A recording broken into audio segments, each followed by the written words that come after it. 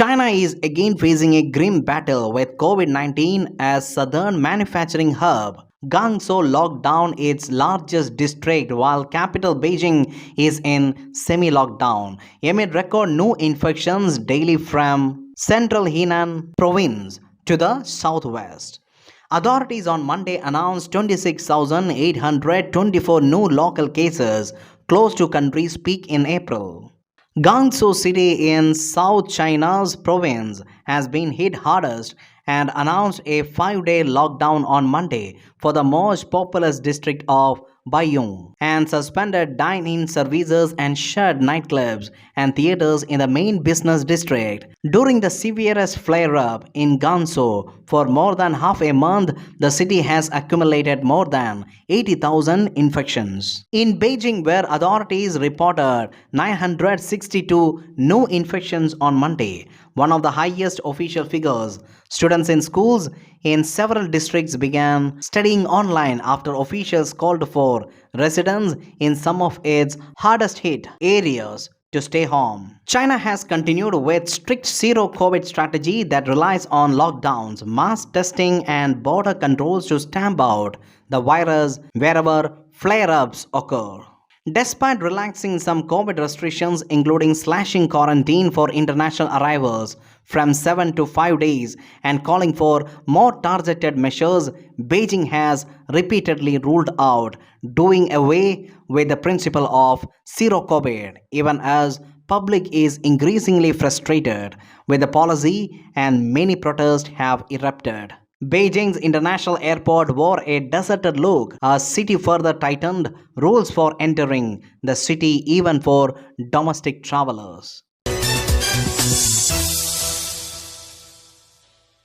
United Nations Secretary General Antonio Guterres highlighted India's contribution to climate action in an article. Mr. Guterres wrote in the article that everyone needs to make peace with nature, reduce our carbon footprints, and have a lifestyle that is compatible with a sustainable society and economy. The UN chief, who came to India in October to launch a major national and global initiative, Mission Life, Lifestyle for Environment, wrote that this initiative of Prime Minister Narendra Modi will mobilize citizens from all over the world to understand that they have a role to play. Talking about climate change, Mr. Guterres said, "We presently are consuming much more than the planet can produce." He said, "We need to think about how we behave, what we eat, and how can we recycle things and avoid waste." During his official visit to India, the UN chief also visited India's first 24/7 solar-powered village, Modera in Gujarat.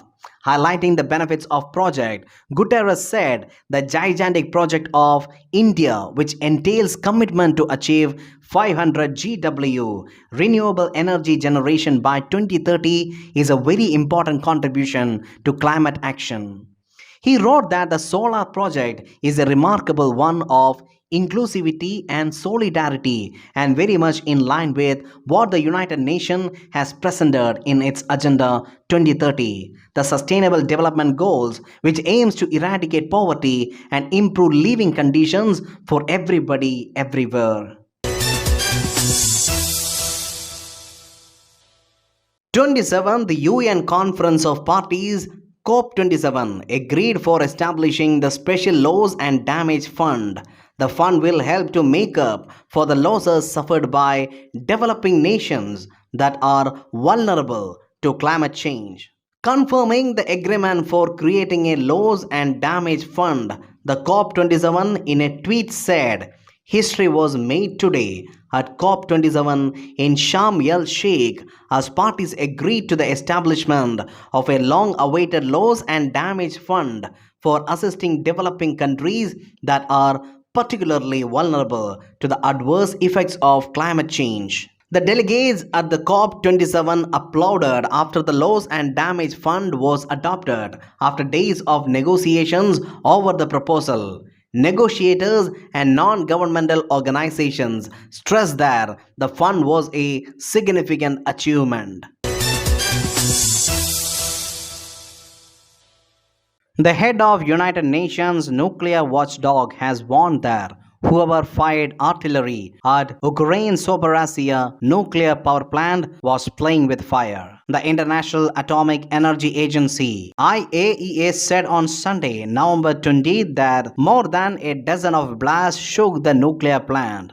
IAEA head Rafael Grossi said the attacks were extremely disturbing and completely unacceptable. He said whoever is behind this must stop it immediately. Citing information provided by plant management, an IAEA team on the ground said that there had been damage to some buildings, systems, and equipment, but none of them were critical for nuclear safety and security. Zaporizhzhia is Europe's largest nuclear power station situated in southeast Ukraine. It has faced repeated shelling, raising fears of a nuclear disaster. Meanwhile, Moscow and Kiev have blamed each other for the attacks. United States shares with Bangladesh the vision of a free, open, peaceful, secure and inclusive Indo-Pacific region as described by Prime Minister Sheikh Hasina at the 2021 Paris Peace Forum, said US Ambassador Peter Haas in Dhaka on Monday, underlining the five key elements that it seeks to build together with Bangladesh and other partners. Ambassador has said that the US wants to see an Indo-Pacific region that is free and open, interconnected, prosperous, secure and resilient. Addressing a panel discussion organized by Bay of Bengal Conversation in Dhaka on Monday, Peter Haas said that Indo-Pacific is the most dynamic region in the world. It is home to more than half of the world's people and nearly two-thirds of world's economy. What happens here affects the entire world. Ambassador has said that much of that future will be written in the Indo-Pacific region. Clarifying the US position, he said that the US does not seek to force countries to choose sides, but to ensure that the region is free and open, so that countries can freely make their own choices. Ambassador has said that a free and open Indo-Pacific implies a region where goods and ideas and people will flow freely across land, cyberspace, and open seas with governance that is transparent and responsive to the people. Highlighting the contribution of Bangladesh to this cause, the US ambassador referred to its commitment to the peaceful resolution of the land and maritime disputes, making Bay of Bengal an example for the world to follow. WHO has warned that there is now an imminent threat of measles spreading in various regions globally as COVID-19 led to a steady decline in vaccination coverage and weakened surveillance of the disease. In a joint report, the WHO and US Centers for Disease Control and Prevention released said a record high of nearly 40 million children missed a measles vaccine dose last year due to COVID pandemic. WHO's measles lead said, while measles cases have not yet gone up dramatically compared to previous years, now it is a time to act. He said, we are at a crossroads and it is going to be very challenging 12 to 24 months trying to mitigate this. The WHO official said it has already seen an increase in large disruptive outbreaks since the start of this year and added that he was particularly worried about the parts of sub-Saharan Africa. According to the WHO, there were an estimated 9 million cases and 128,000 deaths from measles worldwide in 2021, while 22 countries experienced large and disruptive outbreaks. Measles is one of the most contagious human viruses and is almost entirely preventable through vaccination. However, it requires 95% vaccine coverage to prevent outbreaks among populations. Malaysia's opposition leader Anwar Ibrahim was sworn in as country's new prime minister on Thursday. The new leader was appointed by King Al Sultan Abdullah after elections over the weekend resulted in an unprecedented hung parliament. Neither Mr. Anwar nor ex-premier Muhyiddin Yassin had won the simple majority needed to form a government. After speaking to several lawmakers, the constitutional monarch King Abdullah gave consent to appoint the 75-year-old leader Anwar Ibrahim as the 10th Prime Minister of Malaysia.